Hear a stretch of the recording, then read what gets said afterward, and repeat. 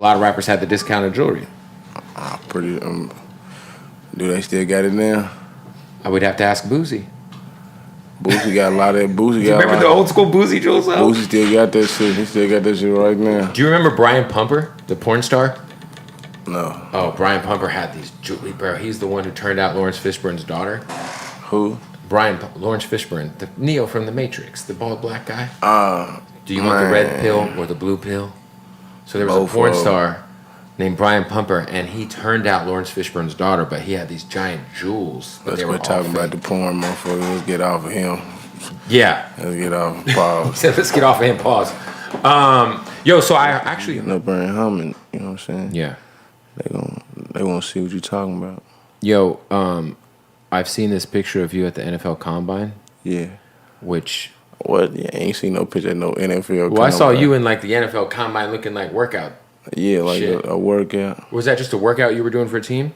I don't know. How you see the picture? You ain't read the article that came with it? I just saw a YouTube video where they were talking about you and like I was just watching some of your high school highlights and your college shit. Like I saw like what YouTube video you seen? Dude, I don't know, man. It was like a YouTube video. It showed like you announcing that you're going to Indiana State and what's a YouTube video called? I don't know. I just literally typed in ESTG football highlights. And I was like, damn, this dude was a beast. You played linebacker, right? What do that got to do with music and shit right now? No, I'm just curious because I'm a big football fan. So like, I'm just like, I'm a huge football fan, and I find it fascinating that like you really like have like a real high level like football run. You know what I'm saying? Before the rap shit like took off. So yeah, I just think it's fast. It's obviously a part of your story. So I know it doesn't have anything to do with what's going on right now, but that's fair. I was gonna ask you like when it comes to, I remember when you signed with Gotti. I remember the viral moment where there was just all this cash, and at that time I feel like there was like a bidding war going on for ESTG at that moment.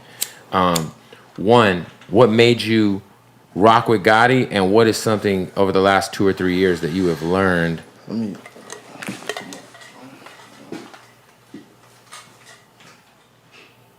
Well, for the very first time in Bootleg Kev podcast history, we had someone walk off of the set.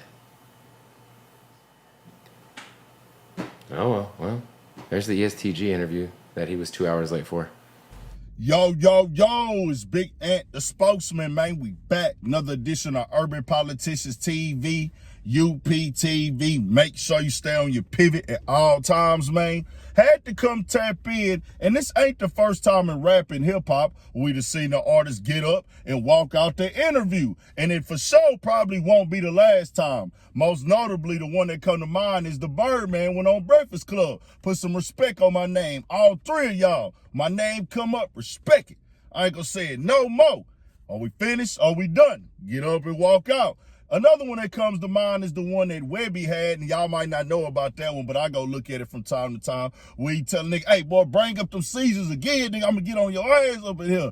And then even the one with Jeezy, where they was comparing him to Nas and everything like that, Jeezy got upset, went off, and walked out the interview, if I ain't mistaken.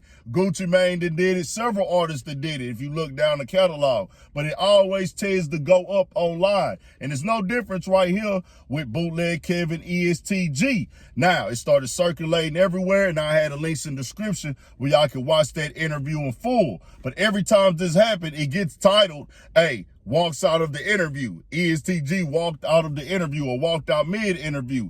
It's a viral moment to capture, and you capitalize off of it. And to be honest, it kind of helps the artist if they pushing something like ESTG. He has an album coming out on Friday, just dropped a new video, and then an upcoming tour. So you capitalize on the moment as an artist also, even though the blog, the media personality, he gonna capitalize off of it. I mean, hey, he already walked out. But ESTG responded and said this. At Bootleg Kev, you trying to play it like I walked out because of football, like I ain't did plenty interviews talking about playing and talk about it in my music. You asking me if I remember the old man porn star, if I believe in aliens and the NFL Combine. What the fuck do that got to do with my album dropping Friday? And I literally just walked out that interview 2 hours ago. You already got a clip up. You trying to go viral. LOL. 100. I got real life shit going. Ask around. I don't feel like playing, so please don't play with me because I play crazy.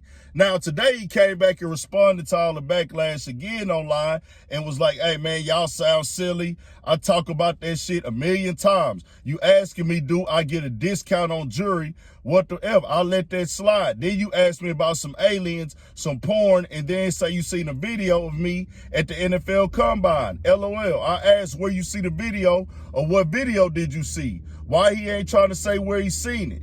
Y'all live for flaw. I'll never understand y'all internet people. And that's basically like the understanding that I kind of took from it. I could tell in the moment when he asked him about the porn star, not to mention Bootleg Kev said he was already late. He probably really didn't want to do the interview. And it got to that point, he probably don't like to do interviews no more. But it probably was like, hey, bro, I really don't want to be here. Then you talking to me about Brian Pumper and the porn stuff, bringing up Lawrence Fishburne and these things like that. It come off a way. Now, with the NFL Combine stuff, he looking at it like, bro, you really trying to nitpick at the narrative that's being pushed online? Are you really concerned with that and everything? And that just comes with doing interviews at time. Everybody got different interviewing styles. But in his longer post, he let it all out, started speaking about his mother and most definitely condolences to her. He talked about his mother never being able to see him blow up and rap, but she seen him fail in football and things like that. And bro, some people, they just get tired of keep getting asked the same questions and they really don't know how to tell you that in a certain way. It's your interview. But sometimes artists just don't want to do interviews no more. But at the end of the day, I'm going to keep it all the way 1,000. It's free publicity for everybody at this point because we all talking about it. People gonna know the album coming out now for sure if they didn't know, so they'll have a choice to check that out. And then Bootleg Kev is running it right away, just like he said. This just happened and it's already up with a clip and everything. He capitalized on the moment. So that's just part of the game. At times, these things do happen. Wasn't the first time, it won't be the last. ESTG gonna continue to go up in his career. Bootleg Kev gonna continue to do interviews. Tell me what y'all think. We got more coming, more videos, all that. 1,000 for shit show. Stay on your pivot.